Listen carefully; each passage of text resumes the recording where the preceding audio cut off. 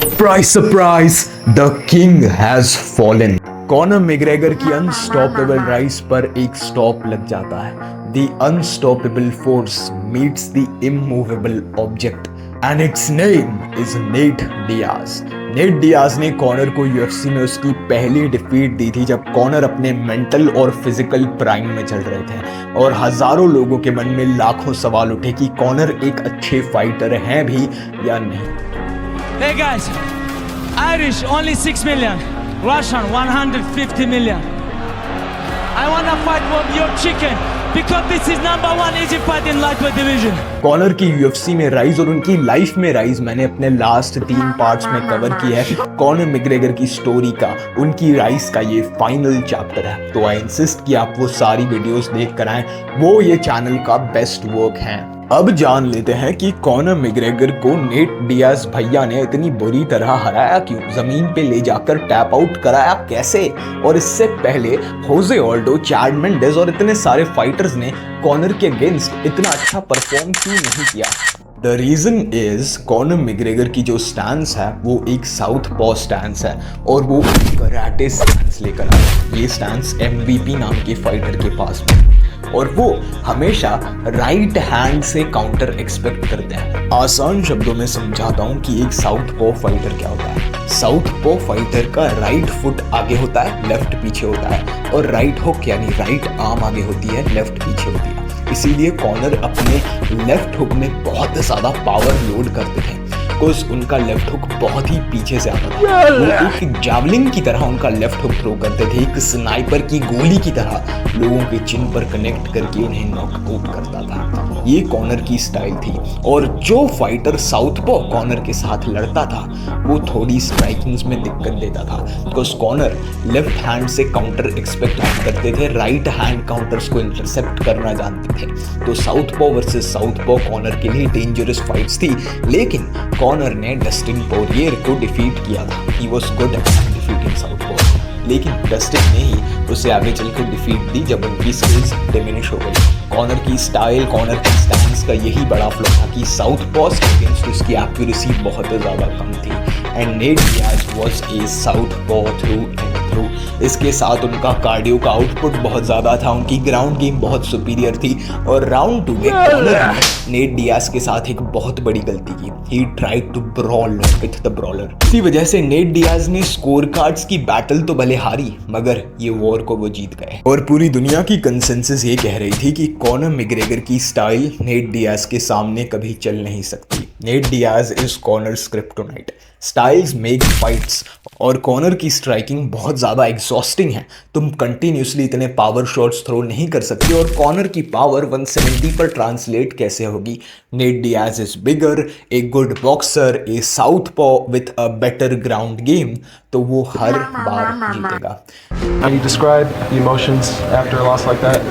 You know, stings real bad, but this is the fight business.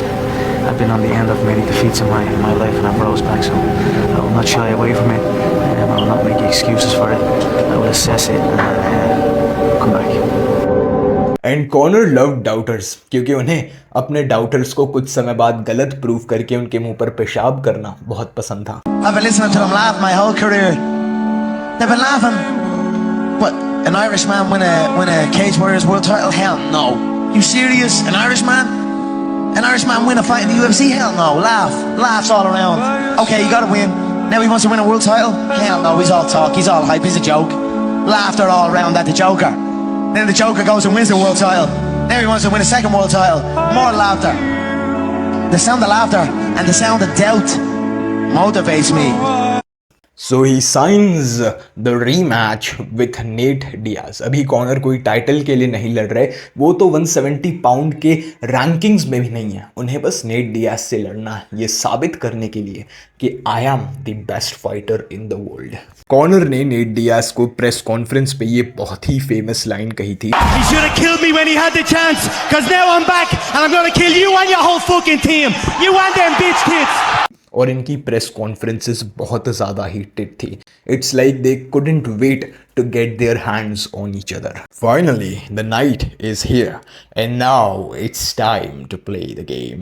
ये fight की training camp Connor के लिए थोड़ी अलग थी। उन्होंने सबसे पहले अपने 170 फ्रेम को थोड़ा बड़ा किया, अपने फ्रेम पर मसल ऐड करी और जॉन कैवेनॉव ने कॉनर को समझाया था कि कॉनर भैया तुम्हें इस बार नेट डियाज के साथ ब्रॉल नहीं करनी, don't brawl with the brawler, उसके साथ एक वॉर में नहीं जाना, बिकॉज जब तुम नेट डियाज के साथ वॉर में जाओगे तो वो तुम्हें डुबा देगा। अगर तुम अच्छी काउंटर पंचिंग करोगे, हमेशा फाइट को फीट पर रखोगे, अपने एंड्योरेंस पे काम करोगे, तो तुम नेट डियाज को सर्वाइव करोगे और उससे नॉकआउट भी कर लोगे। और यही कॉनर का पूरा गेम प्लान था। Round 1 starts and it was a brilliant display of striking. Conor comes out like a different fighter from the last fight.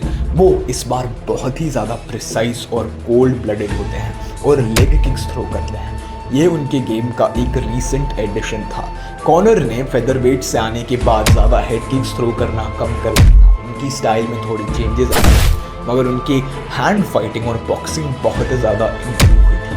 Nate Diaz जब भी अपने शॉट्स लैंड करने जा रहे थे, कॉनर रेंज से एलीट हेड मूवमेंट के साथ पुल बैक कर काउंटर्स डिलीवर कर रहे थे। कॉनर का बॉडी वर्क और लेग किक्स नेट पर एक बहुत अच्छा इफेक्ट दिखा रहा था और काउंटर्स नेट को बार बार गिरा रहे थे। Have a look at this sequence. Nate अपना लेफ्ट हुक शूट करते हैं और उनका नहीं लैंड होता and Conor lands his left hook down the pipe. Round 1 is in the books and Conor अगर ऐसे ही लड़ते रहे तो वो ये फाइट जीत जाएगी, मगर the night is still young और हमें तो पता ही है कि अगर ये दोनों लड़ेंगे तो कुछ भी प्रिडिक्ट करना बहुत मुश्किल है। राउंड 2 स्टार्ट्स और कॉनर का वही गेम प्लान अब तक इफेक्टिवली काम करता है। नेट डियाज की स्ट्राइकिंग की जो होल्स हैं उन्हें कॉनर बहुत अच्छी तरह से एक्सपोज करते हैं। वो डिस्टेंस को मेंटेन करते हैं और एक सेफ रेंज से अटैक्स शूट करते हैं। Conor McGregor is in the flow state for that fight. ये फाइट में कॉनर नेट के मुंह पर इतने एलीट पंचेस डिलीवर करते हैं कि कोई भी फाइटर नॉकआउट हो जाए, मगर नेट डियाज की चिन वाइब्रेनियम से बनी थी। कॉनर के लिए नेट की चिन को तोड़ना मुश्किल ही नहीं, नामुमकिन था। राउंड 2 में बहुत ही ज़्यादा डैमेज देने के बाद भी नेट डियाज खड़े थे। राउंड 3 की बेल बजती है और हमें नेट डियाज का पूरा गेम प्लान नजर आने लगता है। Nate Diaz was a slow starter जो अपने अपोनेंट्स की स्ट्राइकिंग रिदम को समझते हैं और उसके बाद उसे आउट स्ट्राइक करने की कोशिश करते हैं। इवन दो इस टाइम पर कॉनर की स्ट्राइकिंग में कोई फ्लॉज नहीं थे, लेकिन कॉनर का सबसे बड़ा दुश्मन उसके पीछे खड़ा था। कॉनर की एंड्योरेंस खत्म होने लगती है और कॉनर की एंड्योरेंस जब खत्म होती है तब वो अपने हाथों से गिरा देते हैं। It is very tiring to deliver hard punches from that size to a man who is bigger than him. Conor McGregor 167 pounds पर आते हैं, meanwhile Nate Diaz 190 pounds पर लड़ रहे होते हैं। These kinds of fight you don't see in UFC these days. ये एक बहुत ही बड़ा वेट डिफरेंस था और नेट डियाज जब कॉनर पर लैंड कर रहे थे तो सेम ही पावर से उनके पंचेस लैंड हो रहे थे और नेट भी अपने वॉल्यूम से कॉनर को एक बार फेंस के पास ले जाकर अनलोड करते हैं पंचेस आफ्टर पंचेस। मगर कॉनर का चिन, कॉनर की डिफेंसिव एबिलिटी और अपने चिन को टर्न करना to absorb the force of the shots, इसकी वजह से तो ये राउंड सर्वाइव करते हैं। Nate Diaz wins round number 3 and the world realizes we have ourselves a fight.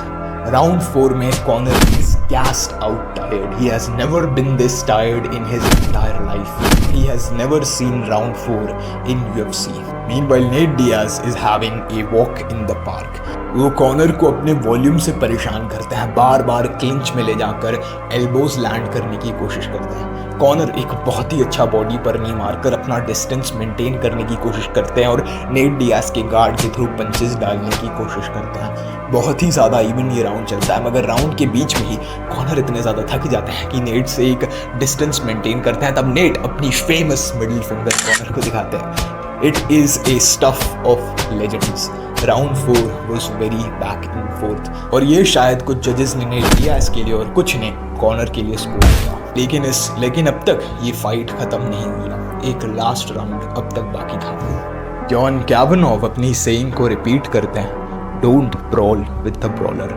तुम इसके साथ वॉर पर जा रहे हो, तुम खत्म हो जाओगे। नेट डियाज के साथ वॉर पर जाना बेवकूफ़ी है। अपना डिस्टेंस मेंटेन करो, डिस्टेंस से अपने हुक्स को शूट करो और फर्स्ट राउंड की तरह अटैक करो। ये एडवाइस कॉनर की टीम ने उसे दी और ये एडवाइस कॉनर फॉलो भी करता है। राउंड के फर्स्ट मिनट में नेट के अटैक्स को स्लिप करके उसी लाइन में अपने हुक्स को लैंड करते हैं, मगर अब उनके हाथों से वो पावर जा चुकी थी। अभी नेट डियाज गिर भी नहीं रहे थे जैसे वो राउंड 1 और 2 में गिरे थे। और राउंड 5 आधा खत्म होते ही नेट डियाज वापस कॉनर को क्लिंच मिल जाते हैं और ये हमें रियलाइज होता है कि it is unavoidable to get into a war with Nate Diaz. वो तुम्हें एक जंग पर लेकर ही जाएंगे, तुम्हें ब्रॉल करने पर मजबूर कर ही देंगे। And Conor had to brawl the rest of the fight. Nate Diaz Conor को बहुत ज़्यादा प्रेशर करते हैं अपनी क्लिंच टैक्टिक्स से। राउंड के एंड तक क्लिंच में ये दोनों लड़ते रहते हैं, क्लोज मीन एल्बोज और हुक्स लैंड करते हैं, बॉडी पंचेस लैंड करते हैं और राउंड की एंड में नेट डियाज कॉनर को टेक डाउन कर कुछ फाइनल पंचेस लैंड करते हैं और ये फाइट को एक्सक्लेमेट करते हैं कि I got you, I took you down, beat you up in the end of this fight and you had nothing in the gas tank. अगर ये लड़ाई और चलती तो मैं डेफिनेटली तेरी जान ले लेता, मगर the decision is in the hands of the judges and the judges give the victory to Conor McGregor. ये फाइट के मैं तुम्हें कुछ फैक्ट्स बता देता हूँ। 2016 की ये वो फाइट है जिसमें highest number of total strikes deliver किए गए थे और नेट डियाज ने कॉनर पे ज़्यादा सिग्निफिकेंट स्ट्राइक्स भी लैंड किए थे, मगर कॉनर को ओवरऑल डैमेज पे और ओवरऑल एक्यूरेसी पे ये डिसीजन विक्ट्री दी जाती है। और ये फाइट कॉनर के काफ़ी सारे डाउटर्स और उसके फ्यूचर अपोनेंट्स को एक चीज़ प्रूव करती है कि Conor can go to war. Conor is gritty, वो जंग पर भी जा सकते हैं जब उसका टाइम कॉल करता है। अगर तुम उसे पानी में डुबाने की कोशिश करोगे तो वो टूथ एंड नेल लड़ेंगे, चाहे मर जाएंगे लेकिन एक जंग करेंगे। वो अगर हॉस्पिटल पहुंचेंगे तो तुम्हें भी हॉस्पिटल पहुंचा कर ही जाएंगे।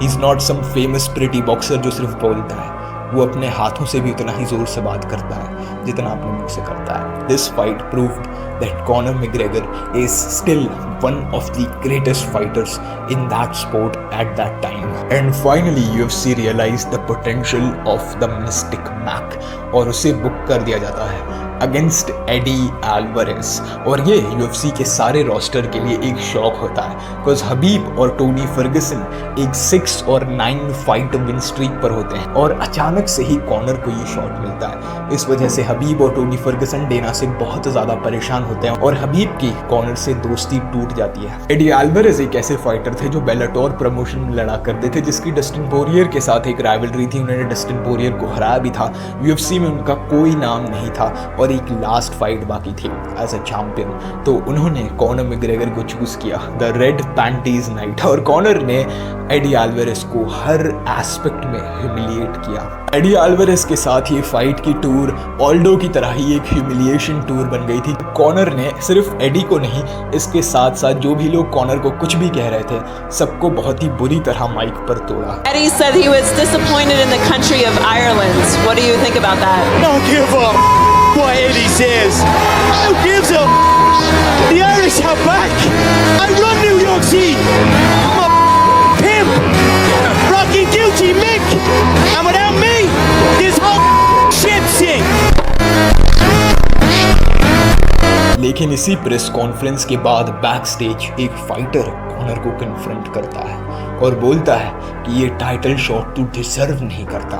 अगर मेरे साथ तू ऑक्टागन में चला गया, I will smash you, your tap machine. And this fighter is none other than Khabib Nurmagomedov. Khabib और टोनी फर्गसन एक बहुत ही बड़ी विन स्ट्रीक पर थे लाइट वेट में। दे वर ग्राइंडिंग देयर एसेस ऑफ। उन्होंने बहुत ज़्यादा मेहनत करी थी, fight after fight they won.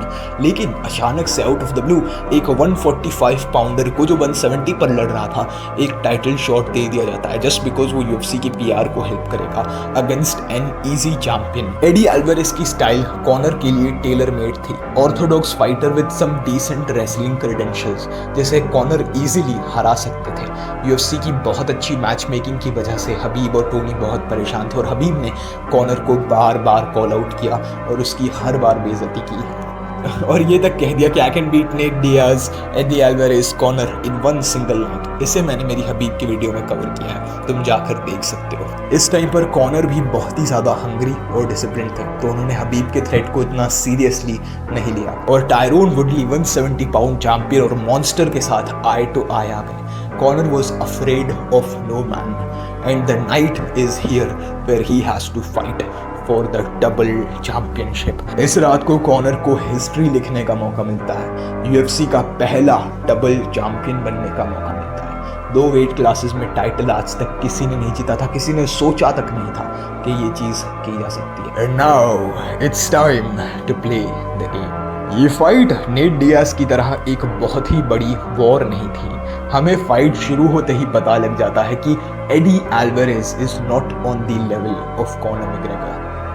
Connor एक बहुत ही अच्छी रेंज मेंटेन करता है जहां पर उनका लेफ्ट हैंड तो एडी को कनेक्ट करेगा, मगर एडी के कोई काउंटर्स उन पर टच भी नहीं कर पाएंगे। एडी को बॉडी किक्स से और हार्ड हुक्स से एक बहुत ही अच्छी डिस्टेंस पर रखते हैं और जब भी एडी अपने काउंटर्स और हुक्स चलाने की कोशिश करते हैं तो उसे बहुत ही बुरी तरह पनिश करते हैं। कॉनर मैकग्रेगर की एक बहुत अच्छी सेइंग है, precision beats power and timing beats speed. Conor Eddie को इतने अच्छे और एलीट काउंटर कॉम्बिनेशन से मारते हैं, एक सेकंड में 4 पंचेस मारते हैं। एडी को लग रहा होगा कि भाई मेरी तो एक आदमी से लड़ाई थी, 3 लोग कहां से मारने आ गए। और कॉनर के हाथों में इस बार अच्छी पावर भी थी। नेट डियाज कॉनर के शॉट्स खाकर हंस रहे, मगर एडी नहीं, एडी डर रहे थे। कॉनर के इसी स्ट्राइकिंग प्रेशर और काउंटर स्ट्राइकिंग एक्यूरेसी की वजह से एडी एल्वारेज जो अपना गेम ला सकते थे वो भी नहीं ला पाए और बार बार अपने स्लॉपी पंचेस को कॉनर को मारने की कोशिश कर रहे थे और कॉनर बार बार हार्ड हुक से उसे काउंटर कर दे रहे थे। इट्स लाइक कॉनर एडी के दिमाग में झांक कर देख रहे थे कि ये नेक्स्ट मूव क्या करने वाला है। और मैट्रिक्स की नीरो ने जैसे बुलेट्स डॉज की थी, कॉनर एडी के पंचेस को डॉज कर रहे थे। राउंड 1 में कॉनर ने एडी को 3 बार गिराया था और सारी दुनिया ये जानती, it's just a matter of time till we see a double champion. Round 2 शुरू होता है and it is one of the greatest displays of counter striking in MMA history.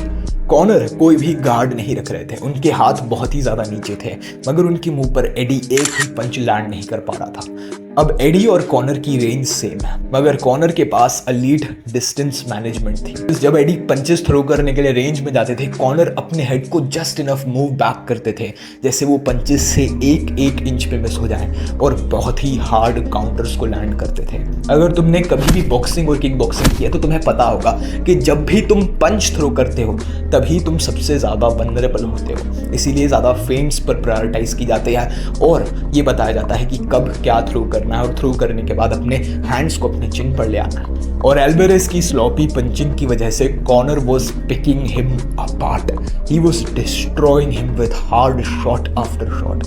इतने ज़्यादा लॉक्ड इन थे कॉनर अपने गेम में ये fight के लिए कि उन्होंने अपने हाथ को पीछे कर लिया और ये एक फाइटर के लिए सबसे बड़ी डिसरिस्पेक्ट है जब तुम्हारा अपोनेंट अपने हाथों को पीछे करके खड़ा है और तुम उस पर जाकर एक पंच भी लैंड नहीं कर सकते।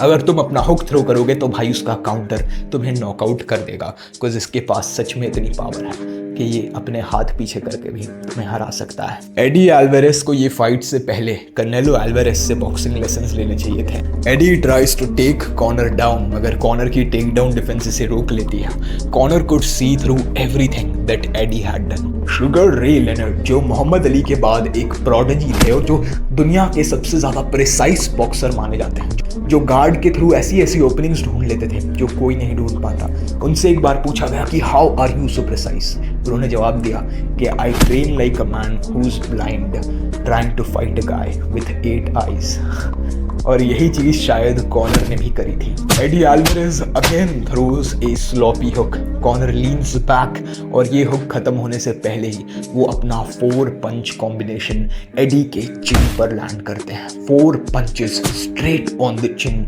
With full power. There is no chance to counter that and Eddie is on the ground. Conor drop Eddie पर बॉम्ब आफ्टर बॉम्ब लैंड करते हैं और ये फाइट को कॉल ऑफ कर दिया जाता है। ये फाइट का रिजल्ट ये फाइट होने से पहले ही डिसाइड हो गया था। एडी के यूएफसी ज्वाइन करने से पहले ही डिसाइड हो गया। ये फाइट का रिजल्ट जिस दिन मैकग्रेगर पैदा हुए थे उसी दिन डिसाइड हो गया था। And that's how Conor McGregor became UFC's first double champ and the most famous athlete on the planet. There was no partying, no drugs, just a disciplined fighter who understood striking to its fullest. जो octagon में जाकर एक artist की तरह violence दिखाते थे, जो लड़ते थे, अपना खून बहाते थे, लेकिन हमेशा जीतते थे. It was fun while it lasted. इसके बाद तो एक बहुत बड़ी डाउनफॉल आनी थी, वो किसी और दिन की कहानी है. मगर अभी हमारे कॉनर भैया डबल चैंपियन, तो इसे सेलिब्रेट तो कर लो. Let's have a shot of the proper 12 Irish whiskey and I hope you enjoyed the video. God bless. I'll see you at the top. भाई जो आर्मी वाला होगा ना वही लाइक करेगा.